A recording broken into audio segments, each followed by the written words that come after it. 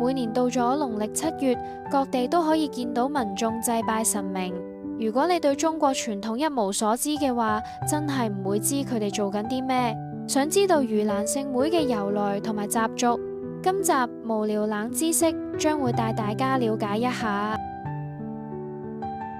喺傳統民間習俗入邊，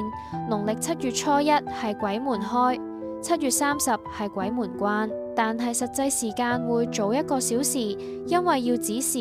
以2025年為例，國曆8月23日係農曆7月初1，鬼門則會喺8月22日晚上11點，亦即係子時開啟，並於9月21日晚上11點關上。相傳喺呢段期間，陰陽兩界之門打開，未能投胎嘅亡靈可以返回人間探親或者尋找食物，因此民眾會喺呢段時間祭祀祖先、焚香化紙、擺放供品，以安撫孤魂，祈求平安順利。民間相信有拜有保佑，唔拜唔吉利。如果忽視此節，孤魂得唔到供養同超度，可能心生怨氣，對世間造成不順。根據香港非物質文化遺產資料庫記載，盂蘭勝會又稱作盂蘭法會、中元法會或中元見招，全港唔同地區與族群皆有舉辦此習俗，主要分為潮州傳統、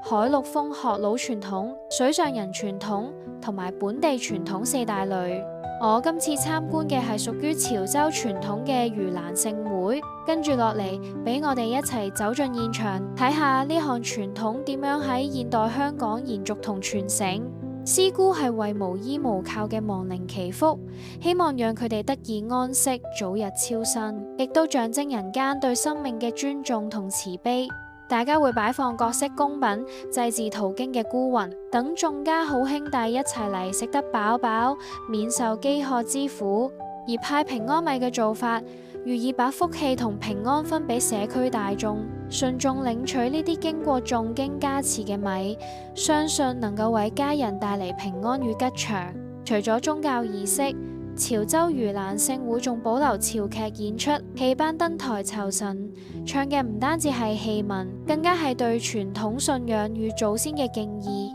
成個活動由街坊鄰里共同籌辦參與，氣氛既熱鬧又莊嚴。呢一份團結同互助，正代表住潮州文化核心精神：敬天、重孝、行善、惜福。即使時代不斷變遷，盂蘭勝會所承載嘅慈悲與感恩，仍然在現代香港繼續流傳。